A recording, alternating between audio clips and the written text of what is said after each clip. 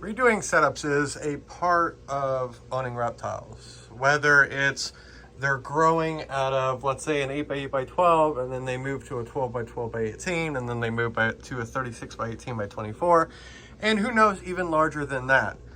But the key question is, why? My name is James, and you're watching Blue Dog Reptiles. Today we're going to talk about why we redo setups, why we're constantly evolving or moving animals from one enclosure to another. Now, there's a couple of reasons for this. One, I guess, would be that, plain and simple, the animal just outgrew it. Number two is that, and we'll dive deeper into this here in a minute. Number two is that maybe your plants have outgrown their setups, or the soil is really tough and it needs to be enriched, or mixed up because it's gotten too hard. There are many different reasons why we redo setups.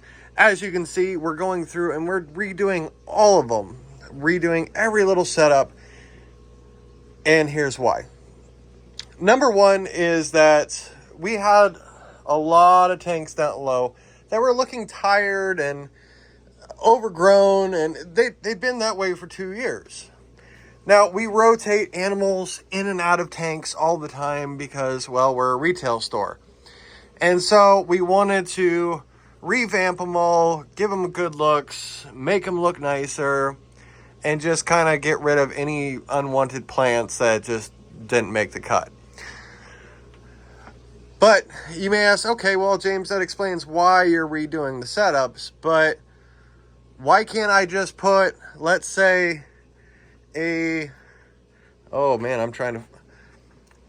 can't we put a baby lychee into its forever home in an 18 by 18 by 36? Why can't we put this little tiny gecko into its forever home? Now, that's a good point, and here's why.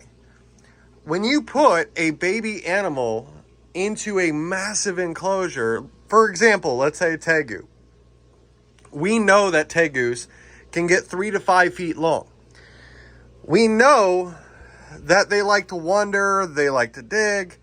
So why not put them in a massive enclosure? Why do they have to start in something small, and why do we have to spend the extra money? That's because when you put a baby animal into a massive enclosure, they get stressed, they get scared. They may not be able to find their food. Let's say that you have a baby. I know baby tegus are bigger than that, but let's say, for example, in this 4-foot enclosure. Now, for us, that's like, okay, that's about 18 inches between the hot side and the cold side, or sorry, I have that flipped. And there's actually Euromastic in here, but this is a good size enclosure to do it on anyway. But for us, it could be only 18 inches in the middle between the cool side and the hot side. But for them, it could seem like 2 miles. Their depth perception is a whole lot different than what ours is. Now, a trick to doing that, now let's say that you did want to get a massive enclosure and you wanted to put a baby. Is this feasible and is this doable? Yes, but there are things that you have to do in order to accommodate that. I see this more times than not with bearded dragons. Bearded dragons go through so many different enclosures, from, let's say, a 20-gallon for a baby, then you move to a 40, then you could move to a 75. Depending on the species or the morph, you could be into a 100-gallon or a 4x2x2, which is the equivalent, if I remember right, of 120 gallons. That's a whole lot of tanks, and that's a whole lot of money. And each time you move up, well, guess what? You're modifying, because you need longer UVB. You need bigger, stronger basking bulbs. So how do I accomplish putting a baby bearded dragon or a baby tegu or a baby Euromastic in a massive setup without them getting stressed? And that's quite simple, is you just have to put dividers in. I've seen this so many times where, for example, this is a 48-inch enclosure, and people will notch it where it's about 12 to 14 inches, but it still has the depth. So in doing so, they still have the equivalent of about 20 gallons. Then what they do is, yes, no matter what, you're going to have to redo your basking bulbs, because as they become adults, they're just not going to be hot enough. So that will be something that you will have to upgrade. But that is a cheap expense compared to, like, let's say a UVB. You could get the UVB, get it the length of the tank, which is how UVBs should be, and then put them in one side. That saves you time, that saves you money, and as the animal grows, then you can slowly back up and do, like, let's say you were doing a 48-inch enclosure. You could break it into 3 parts. That way, as the animal grows, you can remove dividers, and that way it opens up more space. And then when they become an adult, then you open up another, and that way it's fully exposed. That will save you some money. That's not always the case for a lot of different setups. Back to the lychee, for example. Lychees are tiny as babies. Now, one of the biggest issues is you can't put a divider. I mean, I guess you could, as far as like the top, but then that's going to block your lighting or your heat source.